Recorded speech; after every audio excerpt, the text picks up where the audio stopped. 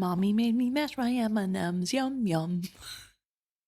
You've never heard that warm-up? No. That's a vocal warm-up we used to do in choir in high school, except you like go up the scale with it. So you like, Mommy made me mash my M&Ms, yum, yum. Mommy made me mash my M&Ms, yum, yum. I can't remember what Mommy made me mash my M&Ms, yum, yum. I can't remember what we did, but it was not that.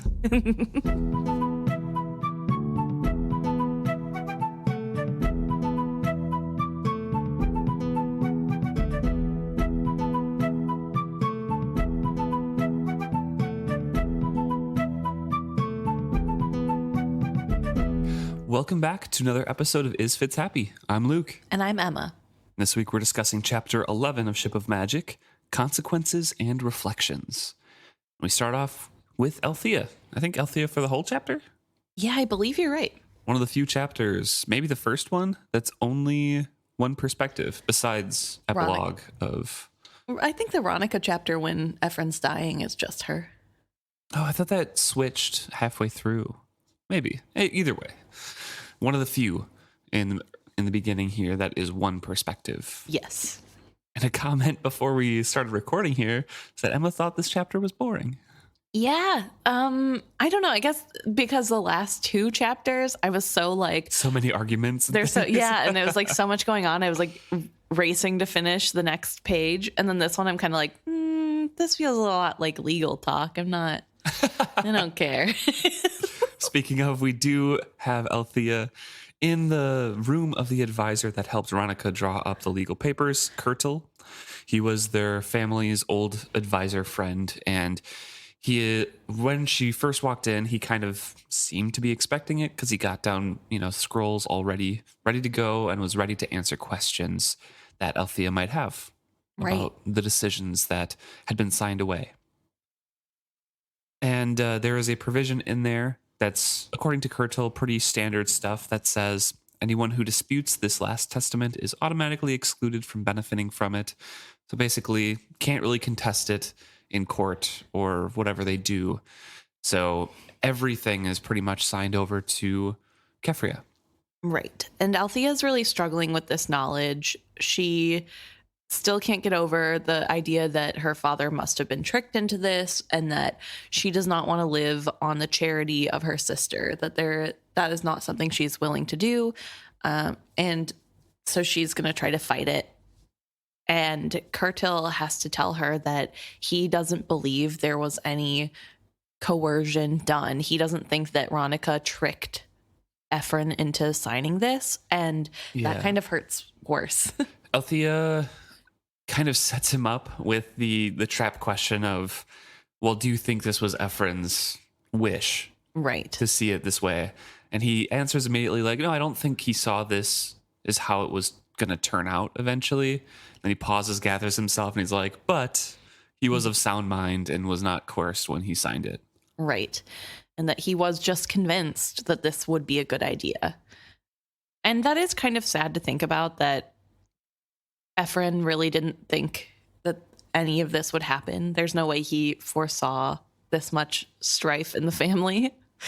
But that is how it ended up turning out. And Althea has very few options left to her.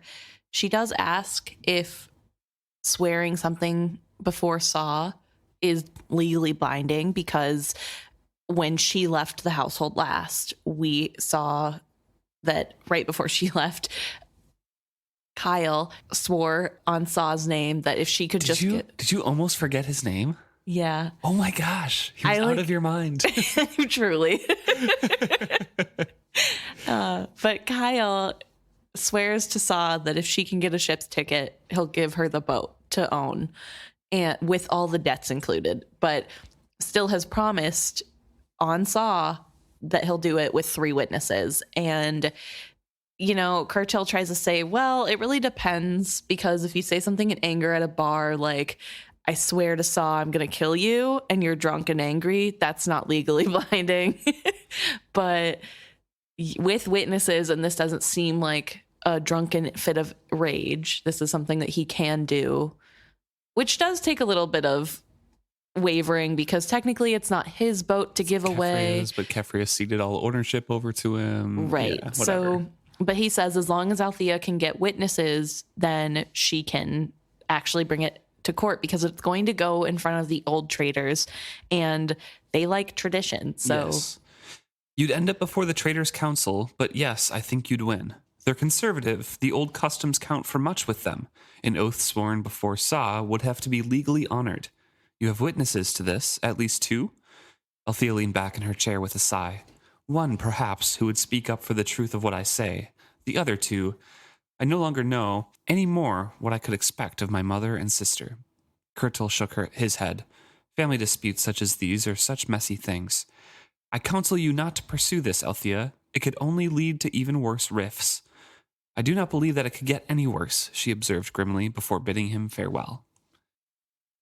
A little bit wrong at the end there, but she can count on Wintrow to speak up because he doesn't want to be on the ship either. He wants to go back to his priesthood, but she's concerned about what Ronica and Kefria will say. Will they try to cover up and, say, oh no, Althea is distraught with everything. She didn't say this. She just didn't get her way. Or will they say the truth and help Althea get it back? Of course, this never actually ends up going before the council, so we don't know how that would turn out. But right. It is really interesting, though, that there is this argument to be had that Althea doesn't feel like she can trust her family. And it's so interesting to see her viewpoint of Wintrow of, oh, he's just a young boy who doesn't want to be with his father or under his father's thumb. And instead of, I think Wintrow would tell the truth because that's what Saw wants. Also what he wants to. Well, true. It does benefit him. But I think even if it didn't necessarily benefit him, he would tell the truth under oath just because of who he is as a priest or a priest in training. I think he would have to, unless he wanted to throw out all of his promises to Saw out the window, because he's talking about an oath sworn to Saw. Like, why would Wintrow ever lie about that? True. But yeah, so we have this little bit of tension where things are really bad in Althea's mind. I guess we know Ronica also feels like things are kind of rough, but to Althea, there is nothing worse than what's already happened. And it does make me wonder if they would have to go in front of the council, if this book was different, how that would play out. Like, would Ronica be able to swallow her pride and say yes, because she now sees that Kyle isn't as great as she thought? Not if it happened in the next month, I don't think. Because all of the lands are still Kefria's, and it would only be the ship. So if Ronica speaks up about it, Kyle could still have that financial noose around her neck that Ronica was talking about, right? So her goal was still to secure the future of the family. And if Kyle is still going to have sway over Kefria, unless Kefria makes a complete, 180 and they both oust Kyle, it's not going to happen, I don't think. True. But if it was a few months down the line, Kefria gets a little bit distance from him, Ronica has more secure grasp on, what Kefria could do or would do or will do, and more secure line on the lands that they do hold, maybe. I could see them kind of sticking together. Fair. Interesting. So Althea bids Kurtel farewell, walks out, and is kind of thinking on her whole prospect, her whole situation right now. And she remarks that legally she was dependent entirely on her sister's goodwill, and she legally had nothing. But, well, she specifically says legally she did not intend that her reality would have anything to do with that kind of legality. She would not live off of Kefria's charity, especially not if it meant she would have to dance to Kyle's tunes. So she's like, no, screw that. Legally, I have nothing. Fine. I'll build my own stuff. I'll make my own fortunes. I'm going to be similar to the Vestrits who originally founded the house in Bingtown here. Right. And I actually do think this is a commendable aspect of Althea, that she has decided that even though this is the hard way, I'm going to do it that way because it's what I believe in. I think we do give her a lot of grief about being very childish, which I guess in some ways not being prepared and tackling something is somewhat childish, but she knows the reality of what it is that she has to do. She knows how hard it is going to be.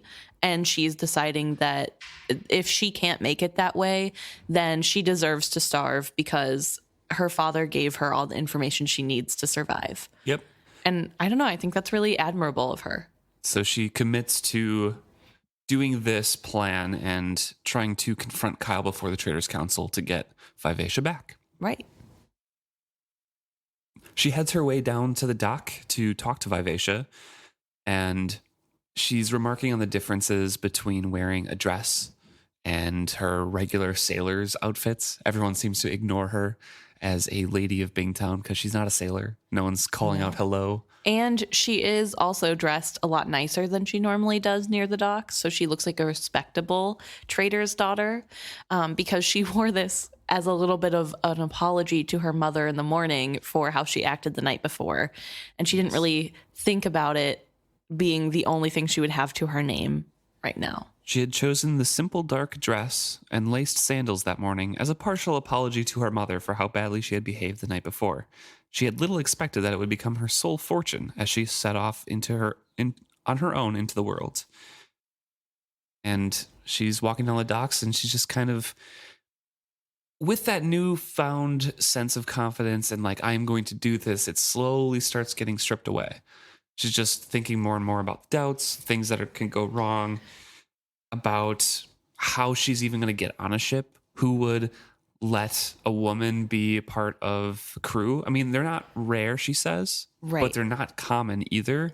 And you see them come from like Six Dutchy ships often, but Bingtown, it's not as common. Right. She says that the 3-ship sailor people, they have more women, but that's because they're fishermen and those families, it's like a full family business. Everybody's on board. Yep.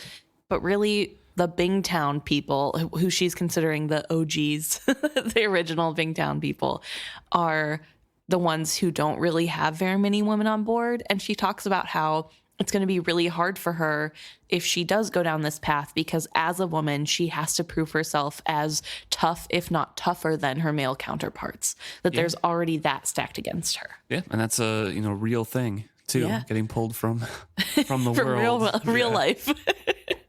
That it's not good enough to be good at something in a male dominated field. You have to excel. And that's really hard. And she's never really had to test how good she is. So I wonder if part of this thinking is a little bit of self-doubt of, oh, I've never been tested. I don't know, though, because she seems to think that she is a real sailor. Yes, yeah. I don't think that thought leaves her ever until she's on the whaling ship. But I think deep down where she doesn't even think about it, maybe there's self-doubt there, but it's so much covered up by like, Kyle said so and he's an idiot, so anything he says is wrong, so I'm the best sailor. Right. I think that's mainly her attitude toward it right now. Right.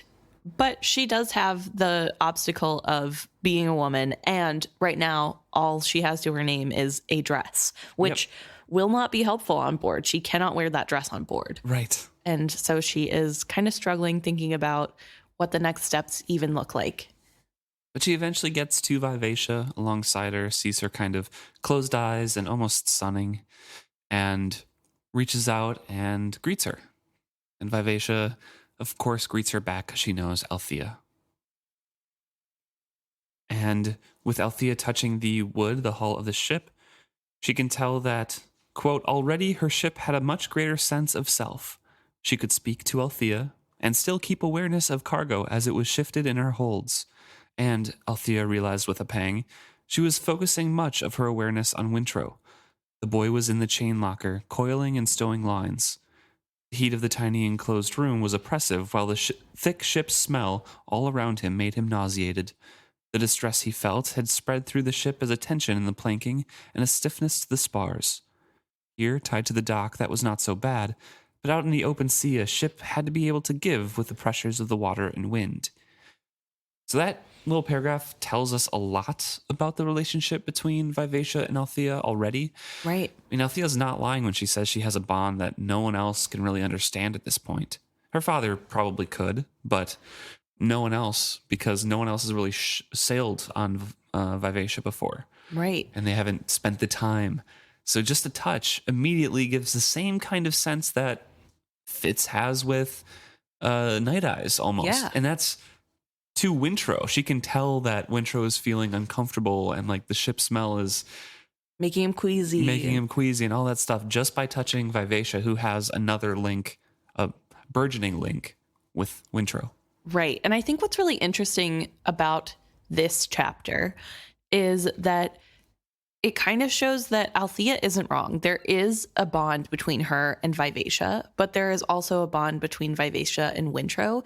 And I like that it doesn't really, it's not a competing thing. Vivacia never makes this one or the other. She loves them both and she is connected to both. But right now, Wintrow's the one on her ship, not Althea. And also, Wintrow doesn't want to be there. So there's a lot more attention that has to be put on that. And Althea is taking on the role of being a very mature person, trying to ease Vivacia into this and kind of assuage her fears and help her through, because Wintrow doesn't want to be there and Vivacia can sense it. And Althea doesn't lie to her. She says, no. There's no use lying. Of course, Wintrow doesn't want to be there, but he's going to be okay. You know, the task that he's doing is really bothersome, but he's new. He'll learn. It will get better. And sure, he doesn't want to be there now, but it's not, he doesn't hate you. Yeah, no one could hate you. No, no one could hate you. He just hates the situation he's in. And you can't hold that against him. She also adds, you can be his strength, you know. Let him know how much you value him and what a comfort it is to you that he is aboard, as you once did for me. Try as she might, she could not keep her voice from breaking on the last words. But I am a ship, not your child, Vivacia replied to Althea's unvoiced thought rather than her words. You are not giving up a little child with no knowledge of the world. I know in many ways I am naive still, but I have a wealth of memories and information to draw on. I just need to put them in some sort of order and see how they relate to who I am now. I know you, Althea. I know you did not abandon me by choice, but you also know me. And you must understand how deeply it hurts me when Wintrow is forced to be aboard me, forced to be my companion and a heart's friend when he wishes he were elsewhere. We are drawn to one another, Wintrow and I, but his anger at the situation makes him resist that bond, and it makes me ashamed that I so often reach toward him. And Althea can sense the division in Vivacia's mind, how she needs Wintrow for companionship but doesn't want to push him away. Right. Because he's resenting that already. Right. And it makes her lonely. The Vivacia is lonely to be in this spot where she has to suck it up kind of and just leave Wintrow alone so that he can have space and just hope that that means eventually he'll come to her. But she's also, as much as she's kind of not a child with 3 fully grown lifetimes in her, she is still a child. And so she does need that company. I mean, I think even adults need company, but especially when you're a fledgling to life, it's good to have companionship. And that's not something Wintrow is really willing to give. Mm-hmm. Right. Well, she gets confronted by Torg just then, kind of interrupts their conversation. And Torg is like, hey, you get away from her. You're not supposed to be here. Captain's orders. This is my favorite interaction in the book so far, I think, because Althea says, "This, sir, is a public dock," she pointed out calmly. "Well, this ain't a public ship, so shove off." It's just so dumb, but it's very funny. And she does say that as little as 2 months ago, she would have blown up back at Torg and have like a shouting match, but having time of introspection with Vivacia and her father's death and everything like that kind of calms her down and says that those events have changed her. It was not that she was a better tempered person, she decided detachedly. It was that her anger had learned a terrible patience. What good was wasting words on a petty and tyrannical second mate?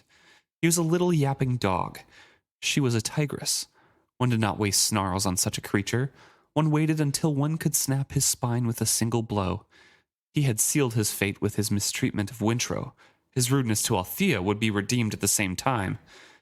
And with a wave of giddiness, Althea realized that while her hand rested on the planking, her thoughts were Vivacia's and Vivacia's were hers. She pulls free and says, "No, Vivacia. Do not let my anger become your own, and leave vengeance to me. Do not soil yourself with it. You are too big, too beautiful. It is unworthy of you."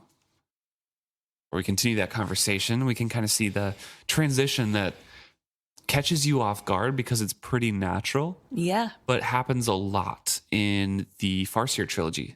Yes. It's very reminiscent of, someone taking over the emotions and kind of speaking through, and it just shifts perspectives a bit. Right. Which Hobb does often, but not often enough where it's like, oh, it's this again. It's very masterfully and subtly done. So her anger at Torg becomes Vivacia's, and Vivacia's reflecting he was very mean to Wintrow, and now he's really rude to Althea. He's going to get revenge. Right.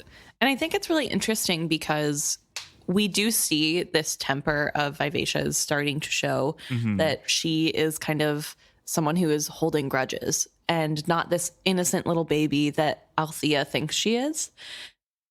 She is more, I guess, grown, but also a little bit more devious than Althea is expecting. Yeah. Althea even remarks in the following conversation to that, or tries to calm her down a bit. Vivacia's like, "I don't want him on board then if he's this little vermin." Right. And Althea's like, "No, it's fine. We'll deal with things as they come. You don't need to do anything. There's nothing you can do right now." Right. Well, I think something that might be a misunderstanding on Althea's part, I suppose it could be on my part, but a misunderstanding on Althea's part is that this was her emotions she was giving to Vivacia. I think they share the same feelings. I think so too. But I think this is just as much Vivacia as it is Althea. I think so too, but I feel like since Vivacia is so new, this is just my headcanon, that Vivacia's feeling was a little bit softer, more muted. And then when Althea, has her hand on there and is feeling these very hot emotions because she's saying her anger hasn't gone away. It's gotten deeper. It's just, she's patient now. So when she feels that anger, it's a lot of anger, especially pent up at probably all the situations. Right. That kindles even more Vivacia's and kind of says to Vivacia, "Oh, this feeling is right." That's fair. Yeah. So it's similar to how Hobb describes Night Eyes and Fitz calling out to one another when they were both just super angry. They were just bouncing back and forth and making each other angrier when they first met. I feel like it's kind of like that, where Althea came in very hot and Vivacia's like, "Oh yeah, I am mad too." Okay, yeah, actually I like that depiction a little bit better, but okay. Well, I think it's a little bit of both. It's not just Althea's anger, but no, yeah, there's she definitely enhances it. She doesn't help. No, I guess I should say that I like the imagery that you've given me. So Althea says there's nothing can really do. She assured the ship, but even as she spoke, she heard a muffled cry and then a heavy thud from within Vivacia's hold. Someone cursed fluently on the deck, followed by cries for Torg. A young sailor's voice floated up clearly. "The hoist tackle's pulled free of the beam, sir.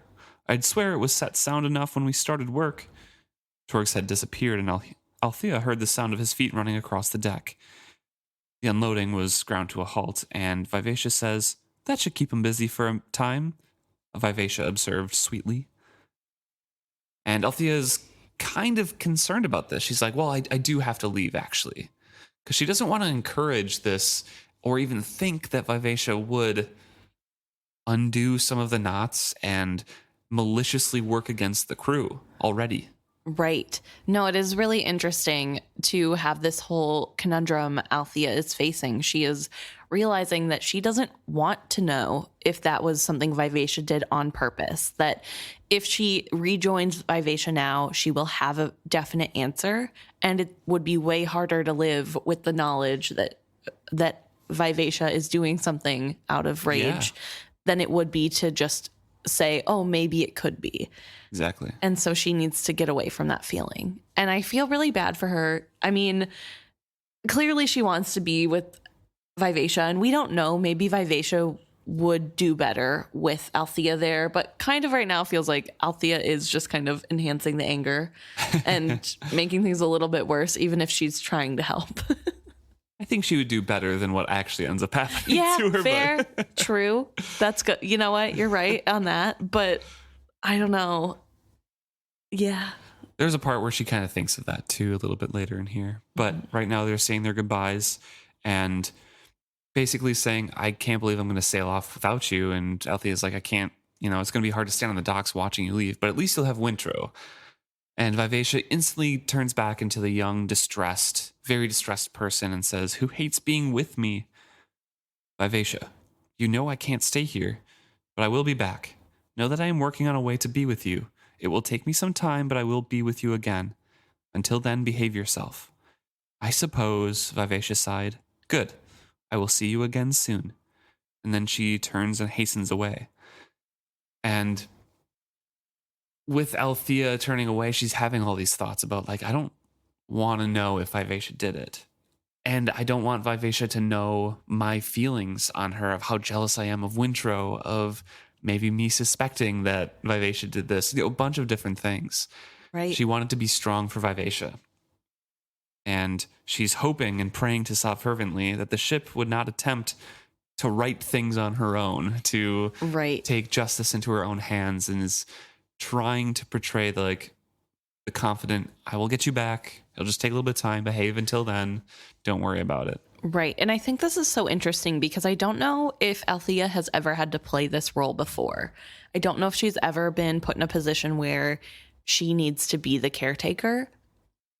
And so this is really clearly foreign to her. She is doing what she thinks a caretaker is supposed to do. She's being calm. She's being rational and promoting something that would be good for them, good for the ship, even if it's not good for her, like kindling that bond with Wintrow. Mm-hmm. But she's still struggling. She's still just a teen herself and has to now live with this horrible jealousy of Wintrow. And Wintrow doesn't even appreciate it. So that probably makes it a little bit harder. Right, yeah. She's reflecting on Vivacia's personality now as she's walking away. She had dreamed of a ship with all the good qualities of a proud and beautiful woman. She had not paused to think that Vivacia had inherited not just her father's experience, but that of her grandfather and great-grandma as well, to say nothing of what Althea herself had added. She feared now that the ship would be just as hammer-headed as any other Vestrit, just as slow to forgive, just as intent on having her own way. If I were aboard, I could guide her, as my father guided me, through my stubborn times. Wintrow will not have the vaguest idea of how to deal with her. A tiny black thought pushed itself into her mind. If she kills Kyle, he will have brought it on himself. A chill of disgust raced through her that she could even harbor such a thought. She stooped hastily to rap her knuckles against the wood of the dock, to prove her fate against the Vivacia ever doing anything so horrible. But as she straightened up, she felt eyes on her. She lifted her gaze to find Amber standing and staring at her. So yeah, Althea is kind of fully realizing there's a person there that I don't know, and it's not the person that was asleep that I shared memories with, right? There's an actual personality. There's other people than just my father in there. There's 3 generations of Vestrits. She's going to be really stubborn and want her way and be very slow to forgive and be very stubborn, and like Althea was when she was a kid. And this is the part where I think she could help a little bit, even if she's very inexperienced. I think she could help Vivacia a little bit more than Wintrow or definitely Kyle could do. Because Kyle's idea of beating out stubbornness is beating out stubbornness. Right. Yeah. Yeah, I do think Althea would have had a little bit better of a shot. I don't know, though, because if we say that like Wintrow just didn't come into the story and she's on there with Kyle too, I don't know if it would be a conducive environment to that, especially if he's going to be trafficking and slave trade. I think there's just no helping someone live through that. But yeah, we have Althea thinking of her father, of saying, like, my father gave me these tools and I would use them to help. And, I don't think she's trying to look down on Wintrow here by saying he has no idea what he's getting himself into.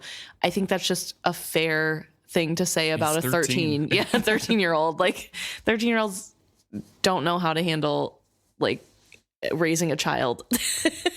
I mean, I guess not that a 19-year-old is going to be that much better, but at least she is a woman and experienced going through puberty and like the moody years or whatever. I guess boys also get moody during puberty, but she's had a little bit more of life to experience than a 13-year-old. So we get Amber now staring at Althea. Althea knocking on wood. Yes. That she doesn't accidentally kill Kyle by saying that she hopes he dies. Yeah. Which also a little dark. I think it's more she hopes that Vivacia doesn't kill Kyle because a ship shouldn't do that. Fair. Little distinction there. I don't think she cares that much of Kyle. Anyways, she's describing Amber here and describes Amber with a robe that disguises all of the lines of her body, mentions gloves again. And Althea specifically mentions it would be to hide the calluses of a skilled artist in the guise of a gentlewoman or something like that. So all these little hints are still there.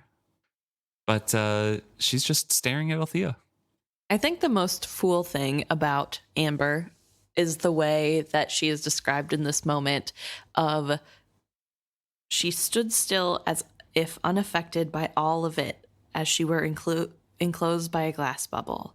For a second, her tawny eyes locked with Althea's, and Althea's mouth went dry. There's something otherworldly about her.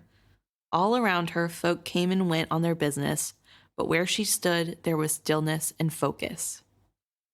And I think that's really interesting, that just this feeling of someone who is different to the world, who is a focus beacon. This feels very reminiscent of how Fitz first describes the Fool. And just, I think, not exactly, obviously, but just this idea that Beloved is different. Yeah. Beloved is a white. So just the presence alone, I'm sure, would feel weird. And the fact that her mouth goes dry whenever she meets Amber's eyes makes me think of the fact that people other than Fitz can't really look at Fool in the eye. Yeah. It like freaks them out too much. And Althea can't really rip her eyes away. She describes the beautiful necklace of wood beads that she has, that Amber has. Her eyes dart up to Amber's face then, realizing she's staring, and once more their eyes met. Amber's not smiling, but turns her head side to side to basically show, to tell Althea that she knows she was staring, and like, here, look at the rest of me as well. Instead, Althea noticed only her mismatched earrings.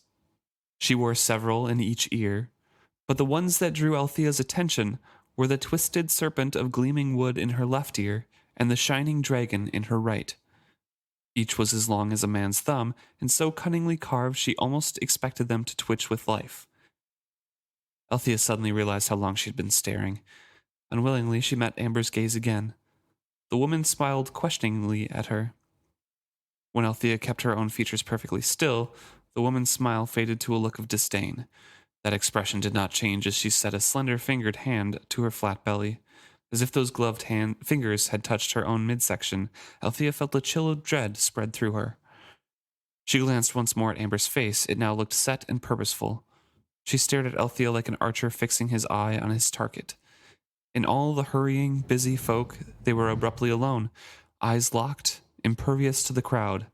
With an effort as physical as pulling away from a grasping hand, Althea turned and fled up the docks, back towards the Bingtown market. This is such a weird section. Amber is a strange person. Clearly, to Bingtown standards, she really stands out. But we also see this weird sense of Althea really being drawn to Amber. And it makes me wonder if this is a catalyst thing, where maybe she feels some draw because they will be working together to change fate, if that's part of it, or if that's just nothing. It's just a weird feeling she gets looking at Amber. We know that the Fool, when he was in Buckkeep, gave people unease. So it's not that weird to think that Amber would do the same, even though she's a few steps removed from fool. Yeah. I don't know. And then there's all the little micro expressions that Amber is described as having as well. Right. And it feels to me that I'm thinking back on this, it feels like she's kind of, she's challenging Althea right now and seeing what kind of person she is. Right. So Amber sees her staring, smiles, kind of turns a little bit. Althea's staring again. Amber smiles when they lock eyes, and Althea keeps her face still. So she's used to people staring. Right. She's used to being like othered, right? Mm-hmm. But how does Althea react to that? Althea keeps her face still. So then Amber's expression switches to disdain, which I can only read as like, okay, I have to work with this person, but they think I'm a freak. I was wondering more if the disdain was coming from a place of, I don't know how to explain it. Like, with the history we know the fool has of being ridiculed and bullied, I'm wondering if somebody's staring like that, which would be unsettling anyway. Like, if I was just minding my own business and some woman from like a few feet away is just staring at me for a solid few minutes, looking at every inch of me. How far do you think they're standing apart? Okay, in my mind, they're like on like different ends of the 20 dock. feet. Yeah, I was gonna say, like, they're so I guess far 5 away. feet is like too close, but like, But then she says like she could tell the earrings are super well done. Like, yeah, I don't know. so it can't be that far, but like, It's just funny. yeah, but no, I'm just like, that would be weird. If somebody was staring at me, even if I was dressed weird, I'd be like, okay, who's the real freak here? Like, you're staring too much. But I wonder if there's that worry that, I guess kind of like you said, that like, oh great, she thinks I'm a freak, but like even more so just, oh, is she trying to be mean? Is this like some weird taunt? Yeah, I don't know. It's just that I think it feels right, but it also feels too surface as well, and I just don't know why. It just doesn't fully click with me either, even though I offered up the explanation for it. Yeah. Like, I don't know. It just doesn't fully click. And then there's the weird like hand touches the midsection, and Althea feels a chill. I don't know. At first, I thought that could reference the wizardwood charm that Althea has. Right. And Althea again Amber again has disdain for wizardwood, or using wizardwood like that. But I don't know how she would know. Right. So the whole thing is just very odd. It does set up Amber as a very bizarre character, right? Because we're in Althea's head. We've seen Althea react emotionally to things. Then all of a sudden we have this weird person just kind of sitting and staring at you. Right. That is described in a odd way. I do wonder if the like the movement to the stomach was more of like a adjusting of the shirt, and Althea is just like so freaked out by Amber that it's like, oh my God, she's doing some weird spell. I don't know. I feel a chill. Or maybe I was also thinking that potentially this is something driven by the prophet in Amber. I think to the final trilogy, the final Fitz trilogy, where we see from Bee's point of view that sometimes she is just drawn to doing something. It just feels like she has to be somewhere and do something a certain way. And then she feels the relief of, yes, this is right. This is following the path. And so I wonder if something in this is similar, in that Amber felt like they needed to act this way. They needed to put their hand on their stomach in that way. And that helps create the right rhythm that it makes. Yeah, who knows? It could be something like that. Yeah. So it just feels so weird that it fits into something of some kind of weird explanation to me, but it also could be nothing. But Althea's freaked out by it because she breaks eye contact and turns and runs. Pretty much runs away, looks back. Amber's not following her, but she's out of breath, shaky, feels weak, and she's kind of ridiculing herself for feeling that way. Silly, ridiculous. All the woman had done was look at her. Where was the threat in that? She'd never before been prone to such flights of fancy. Likely it was the stress of the last 2 days. She also thinks like, oh, I haven't eaten a decent meal in a long time either. So it's probably just that, and then goes to find food. Right. But yeah, she's also shaken up by that. So goes to eat, which same. Honestly, that's a great way to clear your mind. So she goes to eat a decent meal and then orders smoked fish and melon and wine. Like, I mean, listen, the melon and wine thing I get. I'm not a big fish fan. I get it, but Like sushi? we've already talked about this. I'm like a meat and potatoes kind of person. Beer could be like top tier chef for me. You're Just meat from and bread. Wisconsin. There's Friday fish fries. Yeah, but that's not like smoked fish. I don't know. Also, with fish fries, there's like coleslaw, there's bread, there's also like a baked potato sometimes. You don't know that there's not other stuff with the fish that's not mentioned. She literally says it's melon and smoked fish and describes the taste of everything she eats, and that's all that there is.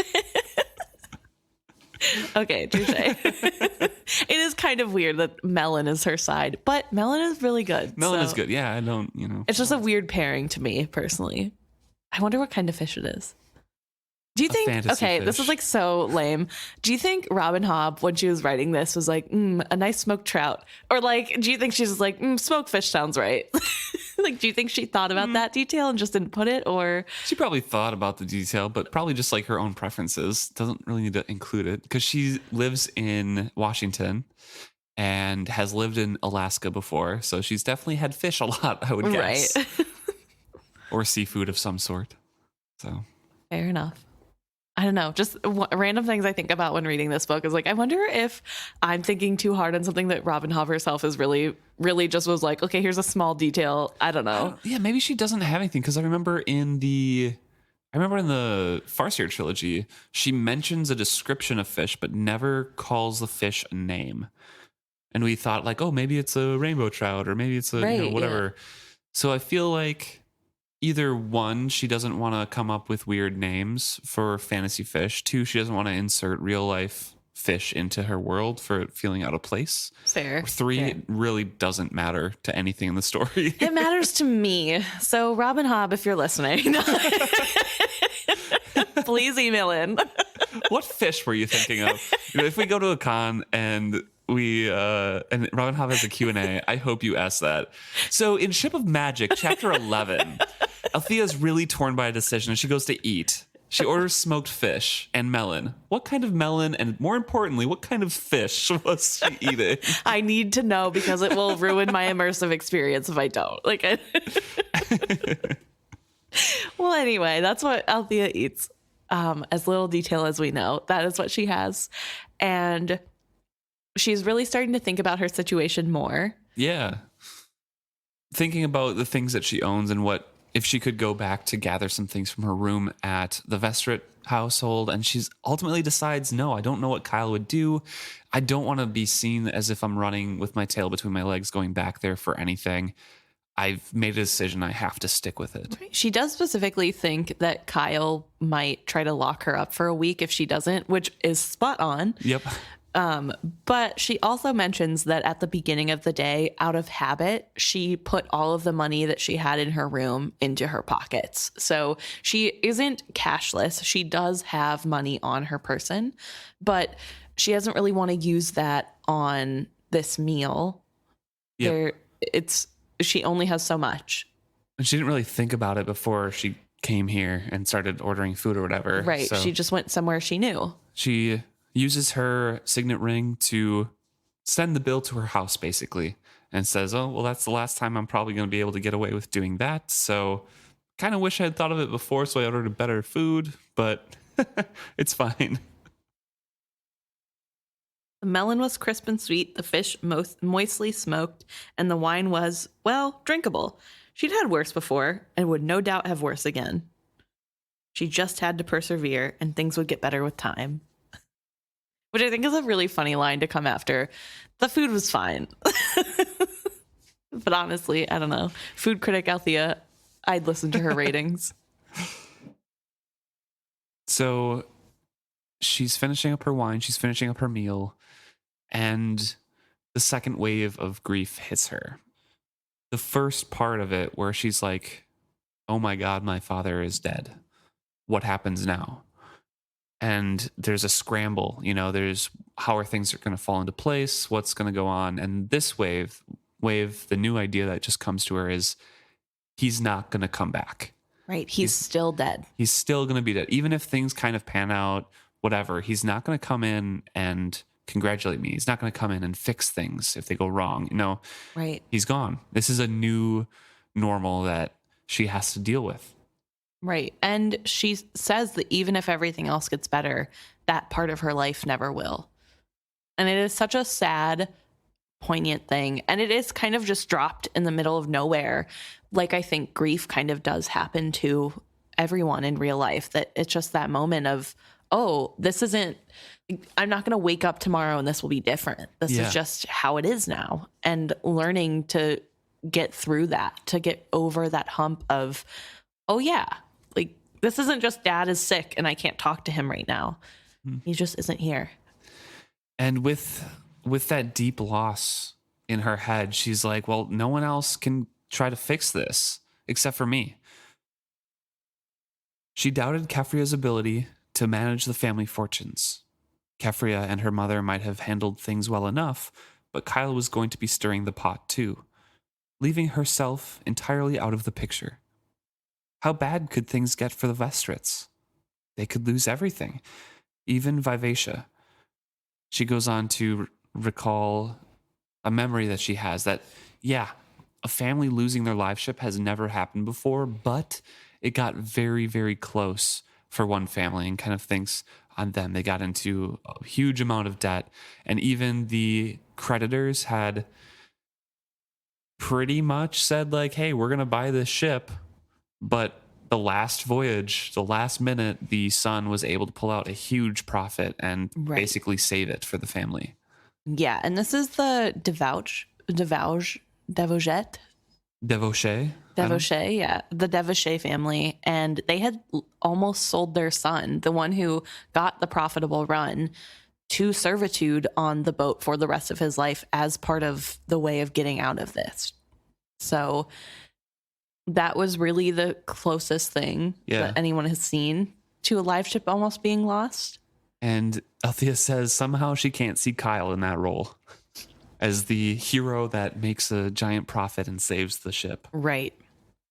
More likely he would surrender both ship and son to his creditors and tell Wintrow it was his fault. Which it sounds right. Yeah, honestly, everything I know about Kyle, yeah. So she forced her mind back to the present issue then. What's going on with Vivacia?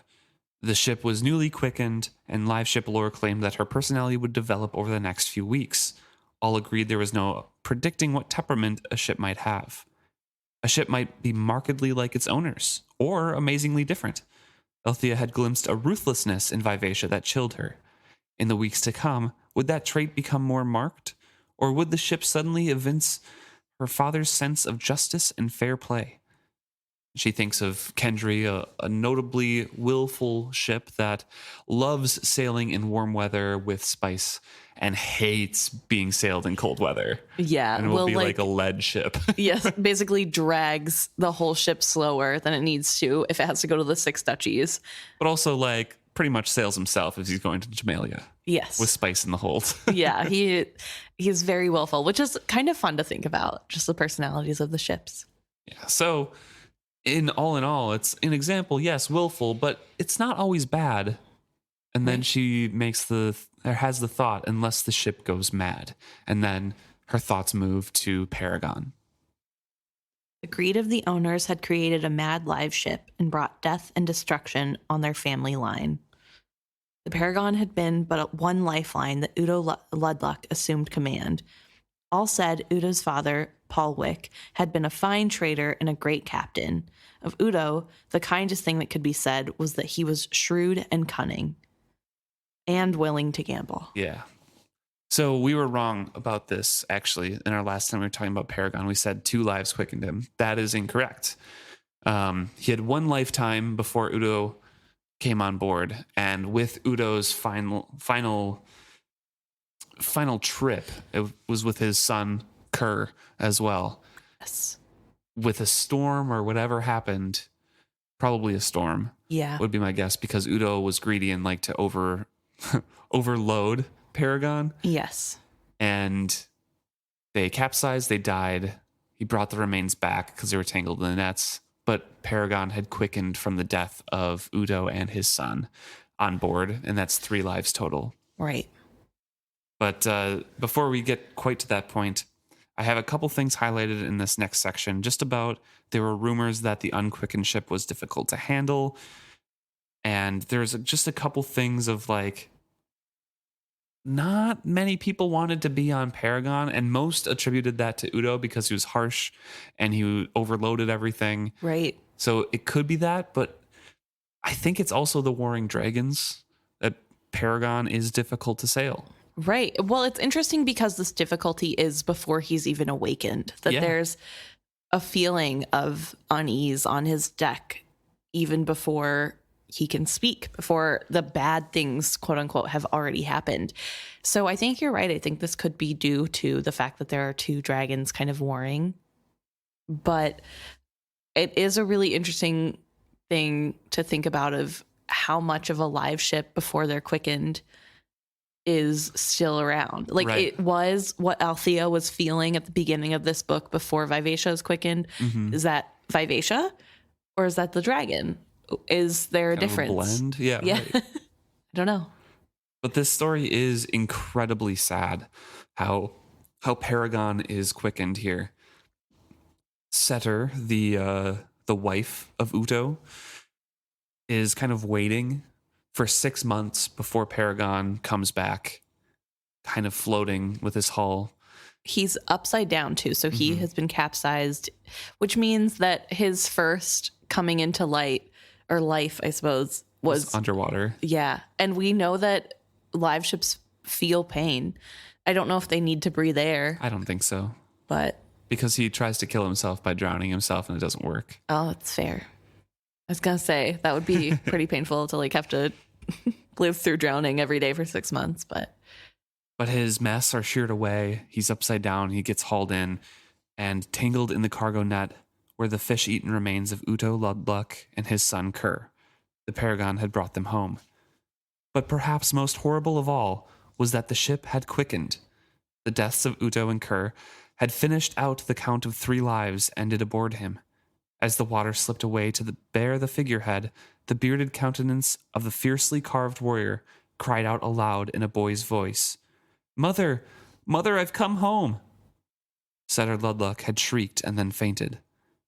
She was borne away home and refused ever after to visit the seawall in the harbor where the righted Paragon was eventually docked. The bereft and frightened ship was inconsolable, sobbing and calling for days. At first, folk were sympathetic and made efforts to comfort him. The Kendry was tied up near him for close to a week to see if the older ship could not soothe him. Instead, the Kendry became agitated and difficult, and eventually had to be moved. And Paragon wept on. There was something infinitely terrible in that fierce, bearded warrior with the muscled arms and hairy chest who sobbed like a frightened child and begged for his mother. From sympathy, folks' heart turned to fear, and finally a sort of anger. It was then that Paragon earned a new name for himself, the Pariah, the outcast. No ship's crew wanted to be tied up alongside him. Bad luck, sailors nodded to one another, and left him to himself. And he grew silent, with occasional outbursts of savage cursing and wailing. Just when you think Paragon's life couldn't be worse, It's just been tragedy after tragedy in his whole time. It's like literally the worst luck imaginable. I honestly, rivaling Fitz's himself. I think worse than Fitz's, to be honest. Yeah. I mean, we're just saying something. Yeah, Fitz's mom abandoned him, but not necessarily willingly. Yeah. And oh my gosh, it's just so hard to think about. We have this new ship who has just come into the harbor, had a horrible experience of the death that made him come to life. And his mother leaves because, of course, she's also heartbroken and probably traumatized to see both her husband and son dead. Right. And then the voice calling out, "Hey, mother, Right. I've come home. Because I'm sure she knows, being in a live ship trader family, that is her son. That in some way, the memories are from her son. And that's so hard for everyone involved. I feel bad for the wife and mother who lost her husband and son. Even if Udo wasn't that great of a guy, still, she must have loved him a little bit, because she seems pretty heartbroken. Or maybe it's just the love for her son. I don't know. Eventually, Paragon was in the creditor's hands because Setter died young. But also eventually, the ownership was grudgingly offered to two cousins of the Ludluck family. Two brothers, specifically, Cable and Sedge. They came forward to claim the ship. Competition was fierce, but Cable was the elder by a few minutes. He claimed the prize and vowed he would reclaim the family's live ship. He spent months talking to the Paragon and eventually seemed to have a sort of bond with him. To others, he said the ship was like a frightened child who responded best to coaxing. Those who held the family's debt on the live ship extended Cable credit, muttering somewhat about lending good money after bad, but unable to resist the hope that they might recoup some of their losses. He hired crew and sent them out, basically, paying outrageous wages to even get them on board ship. Paragon was roundly Cable was roundly congratulated on having salvaged the ship, for in the days before he sailed, the Paragon became known as a bashful but courteous ship, given to few words but occasionally smiling, so as to melt anyone's heart. And on a bright spring day, they left Bingtown, and Cable and his crew were never heard from again. And when he was next sighted, he was a wreck of shattered and dangling rigging and tattered canvas. Reports of him reached Bingtown months before he did. He rode low in the water, his decks nearly awash, and no human replied to the hails of other passing ships. Only the figurehead, black-eyed and stone-faced, stared back at those who ventured close enough to see for themselves that no one worked his decks. Back to Bingtown he came, back to the seawall where he had been tied for so many years. The first and only words he was reputed to have been spoken were, "Tell my mother I've come home." Whether that was truth or the stuff of legend, Althea could only guess.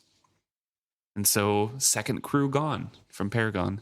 Right. And this is after a few months of maybe seeing him turn around and become a bashful young boy. Yeah, which is really interesting. I know we get later in the series, I don't know if it's this book or the next, but we do hear from Paragon. I think it would be the next. Yeah. Or maybe even the third. But I know that there is a chapter, at least, where Paragon talks about what actually happened on the ship. And I forget about this one. I think this is one of the mysteries that we never learn. Are you sure he's not the one that was actually abusive or something to people? I feel like it could be, but I feel like this is one of the one of the secrets that we don't really get to know. We get more details, obviously, on the next one, right? Because then it passes. So Sedge is the brother who is younger, takes over, and that is Kenneth's grandfather. Right. I looked this up. So he sets out, and finally his son goes out with him on the final thing, and that's Lucto. Right. Kenneth's dad. So, and then they're never heard from again. Yeah, and then they're never heard. So, yeah, I don't know if we get too many details about Cable specifically. I'd be very interested to hear if there are more, but I thought this was one of the secrets that we don't know anything more about. But a lot of mystery surrounding Paragon in general. Right. So Sedge takes over.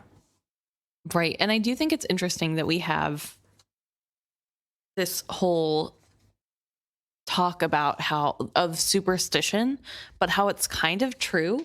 I mean, sure, the sailors are being superstitious and they're going from sympathetic to fear because this isn't something that they can make better. This is so outside of the realm of normal. But with that superstition of, oh, it's bad luck to tie up near here, and oh, like it's bad luck to sail on that ship, they're not wrong. No, they're not. I mean, as much as I hate to say that because I love Paragon and I think he's great, he does he's a troubled person or thing.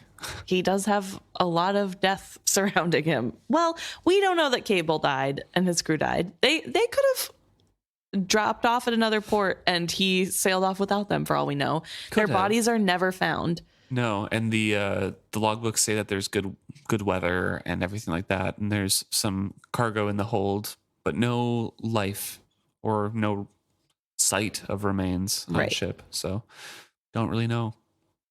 Which is so weird. Yeah. Where'd they go? But then Sedge takes over and he makes 17 successful voyages with the Paragon. And to those who asked how he managed it, he replied that he ignored the figurehead and sailed the ship as if it were no more than wood.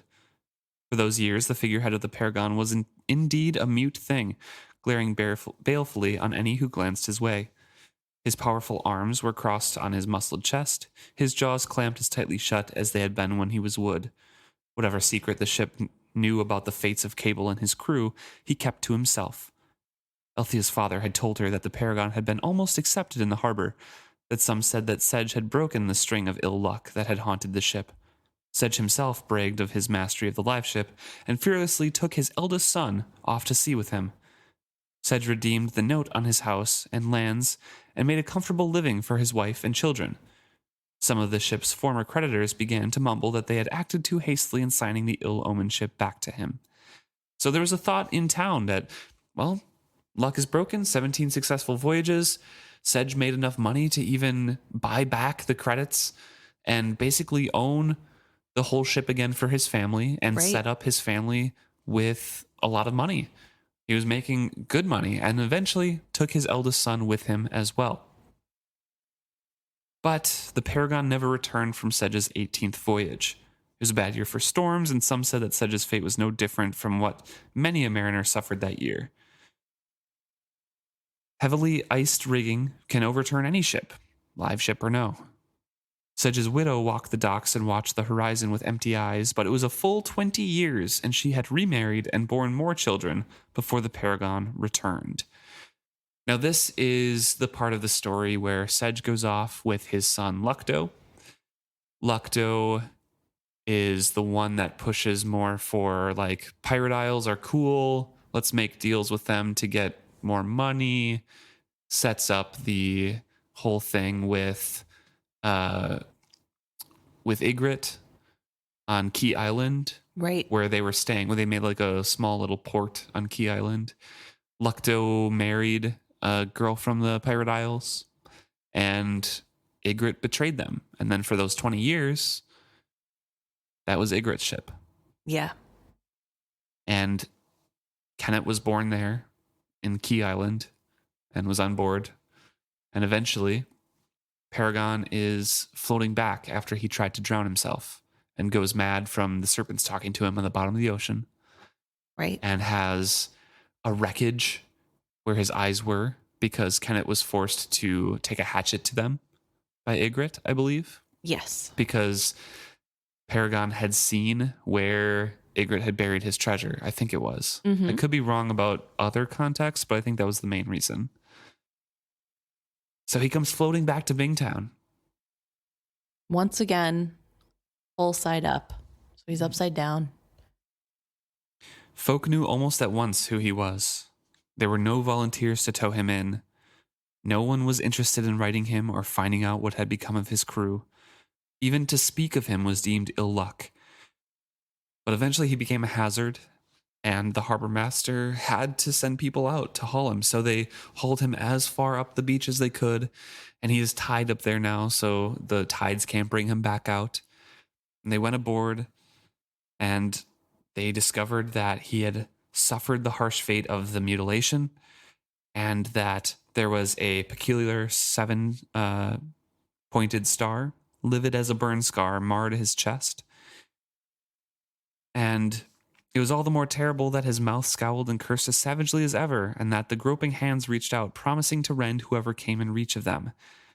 But they found it stripped to its bones. There was no sign of anything that had happened. There was not even logbooks anymore, so he was bereft of his memories as well. Paragon was truly mad. He was the outcast, and he is on the sand forever. And Althea says, so all of my lifetime, he's been on that sand. The pariah or goner is what they call him.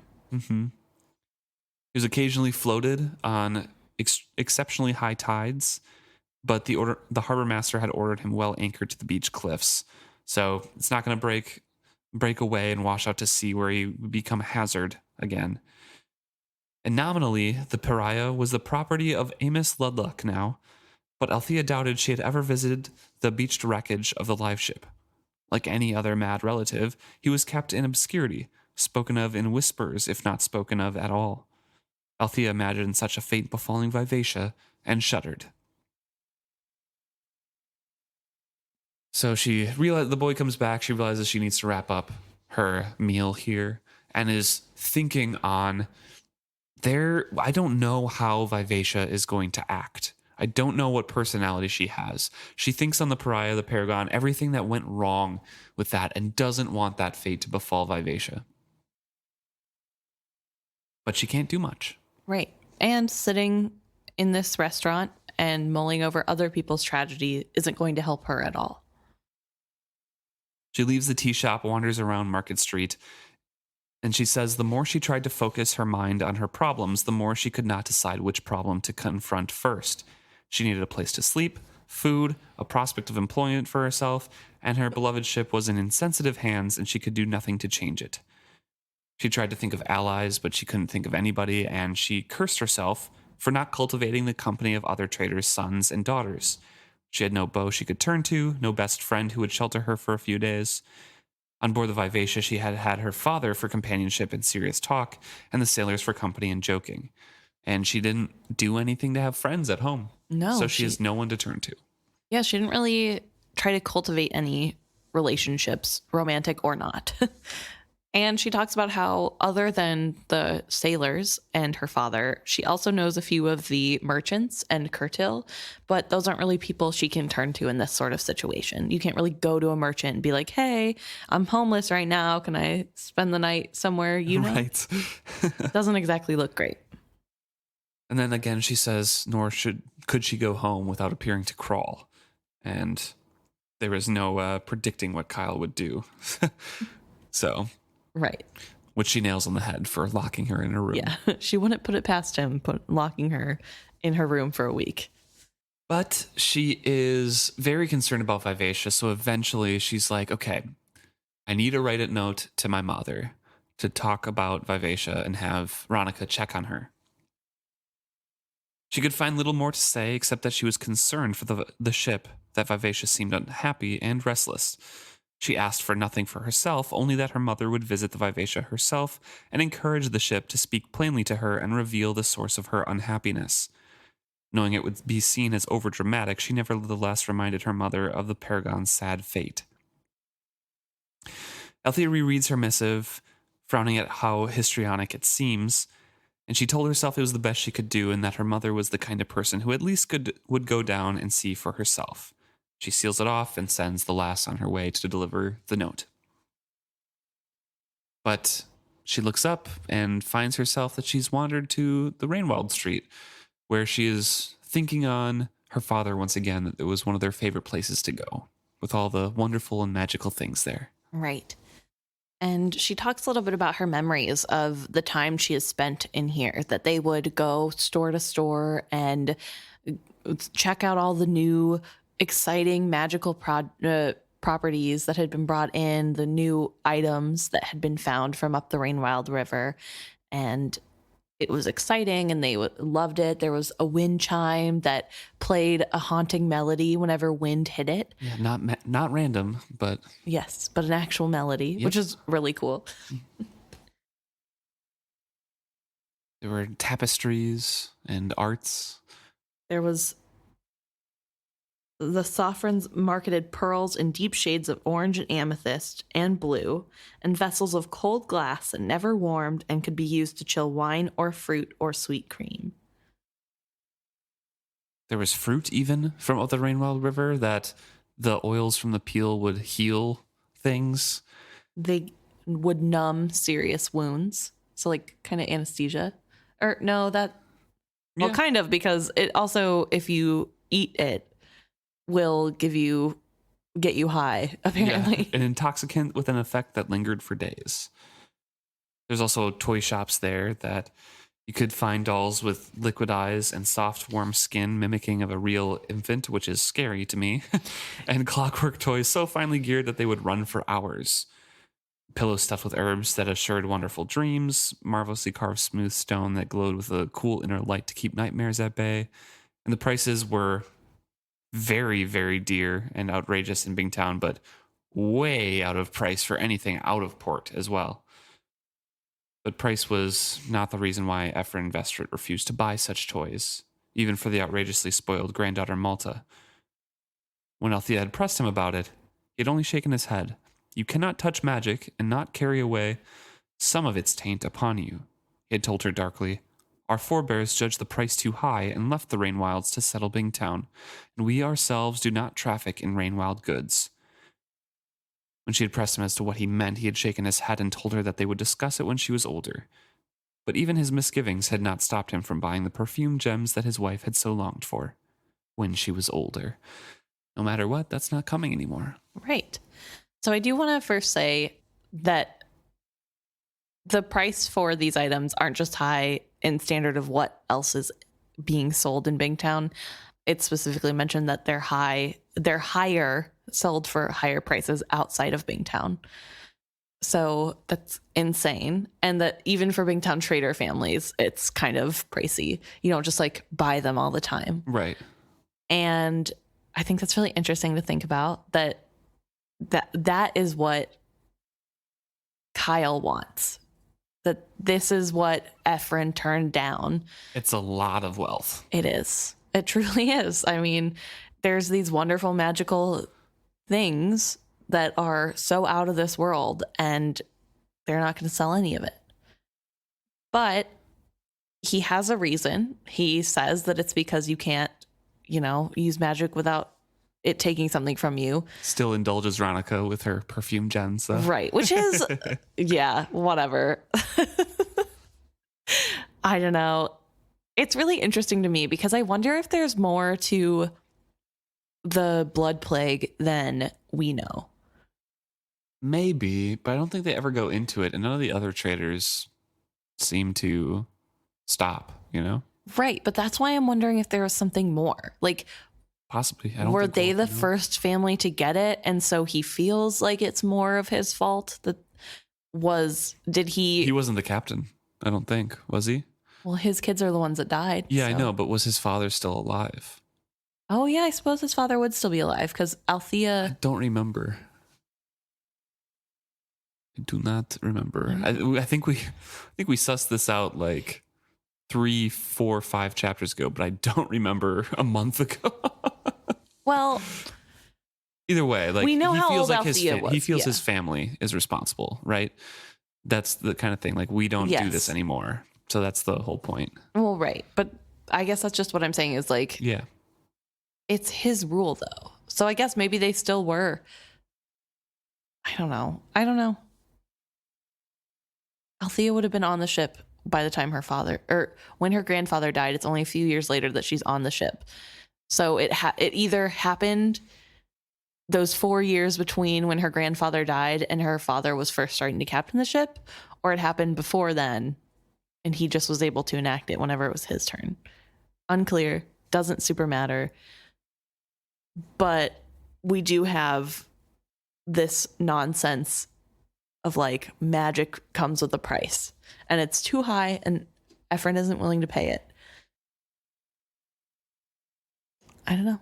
Before she leaves Rainwild Street, though, she has an apprehensive glance towards Amber's shop, realizes that Amber is not staring at her, so is breathing a sigh of relief, but does notice that people are going in and out of her shop, so she is having a successful business here, but doesn't notice any trader family insignia, so is wondering what Rainwild's trader family she is associated with, because why else would she be here? Right? How else could she make enough money to be where she is? Yeah. And then she decides that it's time to really figure out how much she has left. She checks the contents of her pockets and she has let's see. She could have a room and a meal tonight, or she could eat frugally for several days on what her pockets held. She thought again of simply going home, but could not bring herself to do it, at least not while Kyle might be there. Later, after he had sailed, if she had not found work and a place to stay by then she might be driven to go home and retrieve at least her clothes and personal jewelry. But not while Kyle was there. Absolutely not. She dumped the coins and notes into her purse and cinched it tight, wishing she could call back the money she had spent so carelessly on drink the night before. She couldn't, so best to be careful with what remained. And she walks off. And she walks off thinking that there's only one place she can go because she needs a place to stay for tonight. But she knows she can't spend money at an inn. And now Robin Hobb does the very... As a rereader, it's so clumsy to me. But as like first time going through, it's like, haha, it's funny and like a little clever because she's like, oh, this person isn't reliable and I haven't seen him for a long time. And my father forbid me from going near him. yes, it had been months since she had last spoken to him. But when she was a child, before she began sailing with her father, she had spent many summer afternoons in his company. Although the other children from town had found him both alarming and disgusting, Althea had soon lost her fear of him. She had felt sorry for him, truth to be told. He was frightening, true, but the most frightening part about him was what others had done to him. When she had grasped that, a tentative friendship had followed. As the evening sun dimmed into a long summer's evening, Althea left Bingtown proper behind her and began to pick her way down to the rock-strewn beach to where the beached Paragon reposed on the sand. It's just, so on a reread, it's still kind of funny that it's like, oh, Robin Hobb's definitely trying to mislead you to end with like she's going to Paragon. Right. And it's like, oh, that's where Brashen is too. Wow, they're going to meet. But on a reread through this, it's like she just had 6 pages detailing Paragon's full history plus 3 names. And then the last paragraph is like, she spent many a year in his company and her father forbid her to go there. It's like so vague on who it is. It's just funny to me. Yeah, it's definitely a chipper ending. And it's interesting that the people that get along with Paragon are Brash and Althea because they both see each other as so different. Yeah. They're hashtag not like other people. But they both, when they need someplace to go, count on Paragon to let them stay. Yeah. And he will. I mean, so I guess they're not wrong. Most companies going to have for years. Well, that's not true. But it is something that Althea is now struggling with. It's the reality and the gravity of her situation that she wasn't expecting to have nothing to her name whenever she was spending the full night drinking away her money. Right. And now she has to regroup and regather and figure out the best plan of action moving forward. And right now, I'll eat as long as I can. And then hopefully Kyle leaves. Then I can go back and get jewelry and sell that off to find work. Right. Thank you for tuning in this week. If you have any thoughts on the Ludlucks or Paragon or anything like that, please let us know. You can reach us at isfitshappy@gmail.com, where you can, email us, or you can comment or DM us on any of the main social medias, Facebook, Twitter, or Instagram. We're available at all of those. So we're at isfitshappy for all 3 of those. Yeah, we look forward to hearing what you guys have to say.